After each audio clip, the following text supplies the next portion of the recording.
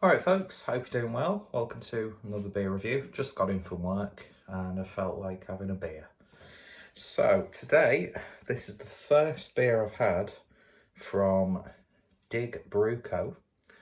And this is a can of the Cafe Good, which is a 6% IPA, brewed with Citra, Cashmere and Ekuanot. I like this sort of very heavily typographic based label. Not gonna lie though, it does kind of remind me of Omnipio, or Carl Grandine's work I should say, but still looks really good on the can. Their bottles are really cool as well. And there's a little illustration of Cafe Good, and then there's the Dig Brew logo. So as someone who likes graphic design and illustration, it ticks all the boxes in terms of appearance. So I picked this up from the Fuss Club. Awesome little website. We'll be purchasing from them again. Link in the description. So let's see what all the fuss is about with Dig Brew Co. And as always, their information will be in the description as well. Website, socials, webshop, you name it, it's there. So beer in the glass then. It's got more of a goldeny amber colour, but still nice and unfiltered, with just shy of 2 to 3 fingers worth of a white soapy head, looking like a nice classic IPA actually. So I'm not sure what they're going for with this one. Don't think it's classed as a New England. Not that that matters anyway. So yeah, looking nice in the Untappd snifter. That sounds like a really good name for a pub, the Untappd snifter. Anyway, or a very questionable video you'd, let's just say, would be #PH worthy. Anyway, so looking nice in the glass. Let's see what we get from the nose. Hopefully I can get an aroma. And it does have a classic sort of IPA aroma to it. Loads of those citrusy notes. There's a nice, not caramelly sweetness, but at the same time it's not like a vibrant fruity sweetness. Dip your nose in for good luck. That'd be a good catchphrase on a t-shirt, wouldn't it? I'll have to do merch one day. Lucy, if you're watching this, can you design me some merch, please? Oh, it smells nice. Soft, sweet, citrusy, got a little bit of tanginess to it, a little bit of gooseberry, hint of passion fruit. Smells good. I've already said that about 4 times. Let's give it a taste. Cheers, folks.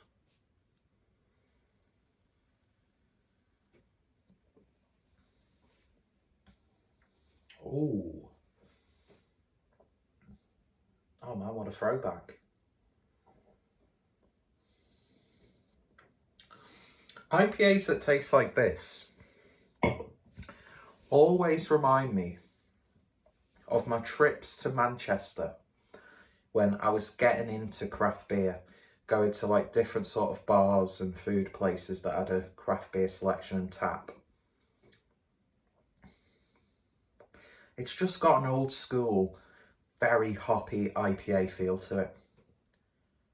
And I know that's a memory exclusive to me and very quite, precise and specific, but yeah, this is really nice. This is really, really nice. We'll take the memory aspect out of the equation.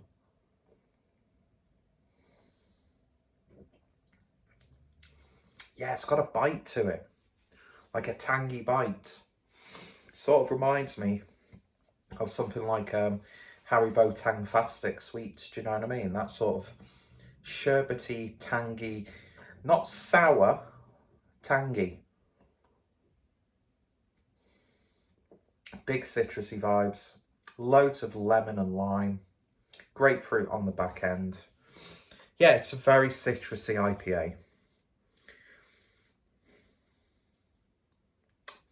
Hides the ABV very, very well indeed. It's just got a really big vibrancy to it.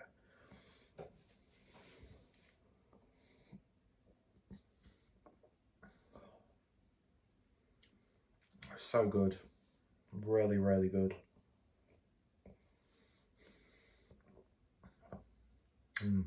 There's like even some herbal grassy notes coming through more towards the back end. Then it gets that grapefruit-like bitterness. Very impressed. Very, very impressed.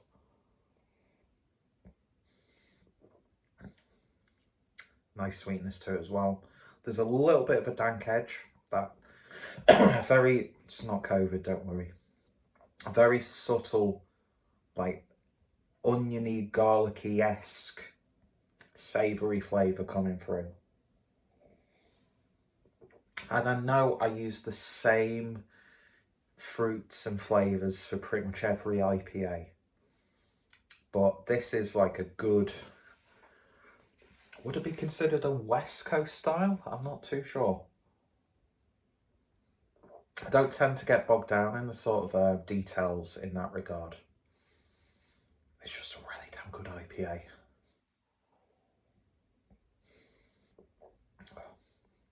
And it's one of those IPAs where, or beers, or anything, where every flavour, you get that same effect that you do on the first sip. Which I don't really get that much recently at all. Yeah, you have some really like high grade, like 10 out of 10 barnstormers that just taste good as you drink them. There's just a satisfying characteristic. But this is one of those occasions where every sip is just as new and intriguing as the last. It's probably because I'm drinking it dead fast as well. Oh, it's so good. I think I picked this because it had a high Untappd rating, which is, like Rob said from Hopsy, that's just a subjective opinion from a collective of people. But it's a good way, especially when you've got a big range of beers and you don't want to, you want to try beers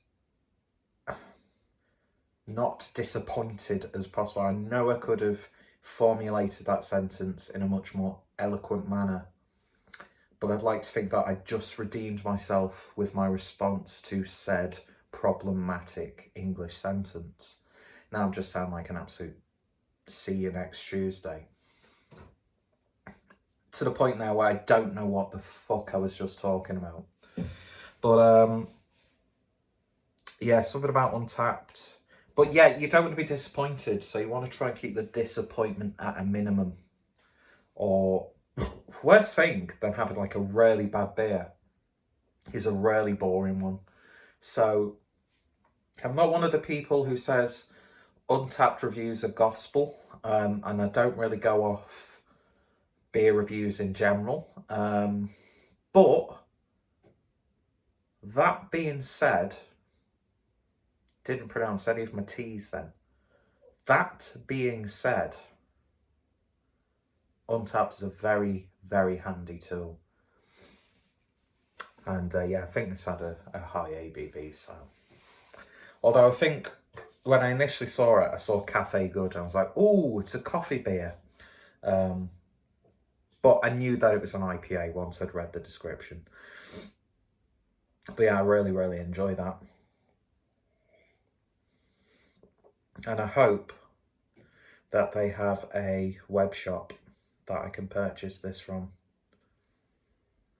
Because it's just a really satisfying beer. I didn't realise they were from Birmingham. Anyway, Cafe Good from Dig Brew Co. I may have had a couple of beers in the past when I've met up with Harry from Blue Nose. Even though he's not in Birmingham, obviously. But yeah, I like the label. It's just typography at its forefront, and I love good typography, especially, I don't know, I even love the bold font used for Dig Brew Co, and then that hand-drawn font for the fancy logo, and then just the very simple, crude artwork. There's just something so satisfying about it aesthetically. And yeah, I'll be saving that label because I'm sad like that. But no, absolute cracker this. Absolute cracker. So in terms of a rating then, I'm going to give this one a 9 out of 10. I'm really, really impressed by that. Don't ask me what it would need to get a 10 out of 10. Take my ratings with not only a pinch, but a tablespoonful of salt. It's just right here, right now, right here, right now, right here, right now, right here, right now, right here, right now, right here, right now. This is just, it's tickling me in places that I haven't been tickled in since before COVID. Anyway, I shouldn't make myself laugh as much as I do because I'm not that funny. It's nearly all gone. Thumbnail's going to be not too good anyway. They never are. But yeah, go check out Dig Brew Co. Links in the descripto. Go check out Fuss Beer Club. We'll definitely be using their services again. And yeah, you will. I say this every time I enjoy my first beer from a brewery. Expect to see them on the channel loads. I'll try and do my best. And I'll definitely at some point be picking this up because I think this is one of their sort of regularly brewed beers. I have no information to back that statement up, but regardless, see, it says New England style. To me, this isn't New England style, so that would justify me only giving it a 9 out of 10. Anyway, I talk shit, but you still continue to watch, which is I very much appreciate it. Nearly stumbled into a grammatically incorrect sentence. But yeah, if you have tried it, let me know your thoughts, opinions down below. What's some of your favourite beers from Dig Brew Co? Check them out, check out Fuss Beer Club, and hopefully you'll join me next time for another beer review that's under 12 minutes. See you guys later, take care, stay safe, and just end the video.